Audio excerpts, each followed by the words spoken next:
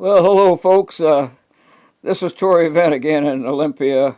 It's a little song I wrote on a McDonald's breakfast receipt about 4 days ago while I was walking in the mall. I get these inspirations. It's the 13th month of the war between Ukraine and Russia.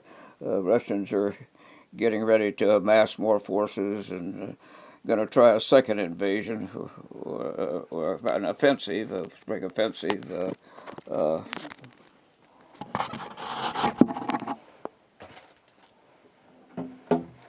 So I thought it was time to sum up the course of the war, the last 13 months or 12 and a half months, in 7 verses in general terms so you can understand what's been going on. I think we'll do it in the gear of G. If my fingers are dirty and you see them on this video holding down guitar strings, because I've been up on the roof, and I've been laying down some peel and stick roofing material. Zelenski's letter to Putin. Dear Mr. Putin, have you no shame? We don't like your bullets, we don't like your planes. That's why we're rearming back up from the rear, while the Allies and NATO are supplying the gear. We need parts for your tanks, turrets, tracks, motors. You left them behind when you finished your slaughter. Would you please send some coffins? We've been running low. Then we'll send back your boys who retreated too slow. Deep down in your bunker you still cling to hope, and shake at the thought of the Hague and a rope. Stay put at the long table way down in the basement. It protects your subjects from your rectal encasements. You pumped out more sausage than the butcher Gerhard Beck. You dream of great victories, promise never to quit. Your generals tell great stories, but you're not doing well. Your armies are shattered, our guns blast them into hell. How's your navy a-zigging way out on the high seas? We now make ship missiles and robot submarines. When you pay them a visit, bring some protection. As you dive down to see them, you may spring an erection. Your successes in Syria must have bolstered your ego and left you as crazy as the evil eye Fligo. Then you went on to Cairo and kissed off a few butts, and your courtiers renamed you the Ruski King Tut.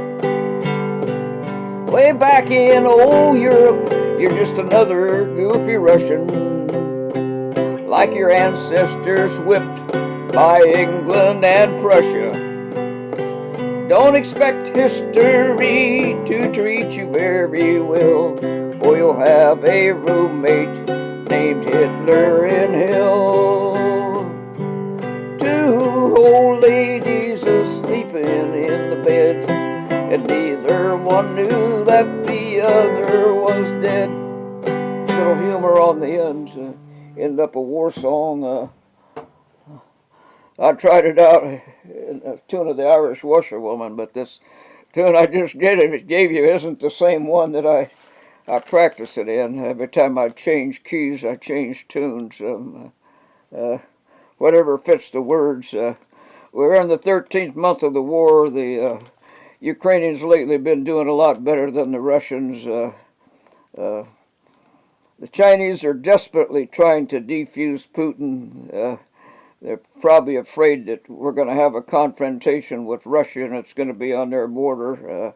At this point, the Ukrainians have 10 times more combatants or people under arms than they had when the Russians first invaded them.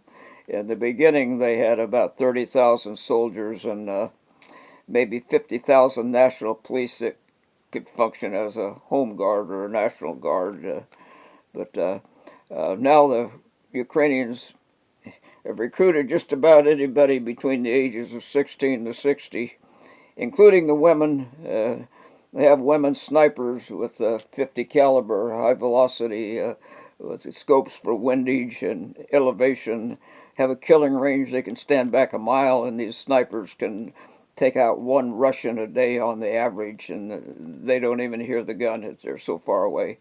The Russians that are massing for the second or the reinvasion of Ukraine are terribly short of equipment. They don't have sufficient armored personnel carriers or out in the open. They don't have enough trucks, jeeps, or whatever.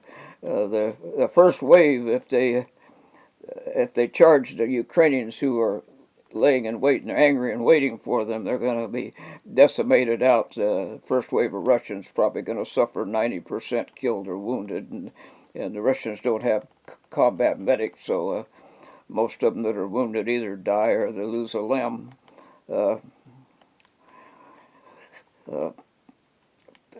Putin's got some problems. He started this war from lack of knowledge and stupidity. Narcissistically, that's his big problem. He's a classical narcissist. Of the 9 criteria or characteristics to diagnose a narcissist, where 5 is a positive, he's a strong 8 for sure. Narcissistically, he believes himself to be a great armchair general. He thinks himself a master politician, an expert historian, and a religious prelate. He believes he's doing God's work by massacring people. He's got a little crazy while he was down there in Syria, I think. He's none of these, but he's mentally ill. He's a sociopath and a serial murderer and low IQ. And when his plans don't work, he transfers blame to other people and starts pushing people out of windows or poisoning them. So share this video with friends, and maybe we can get together and help change history in the course of the world and what's going on right now. But thank you for listening. Torrey Vent signing out. This is the 18th, Saturday.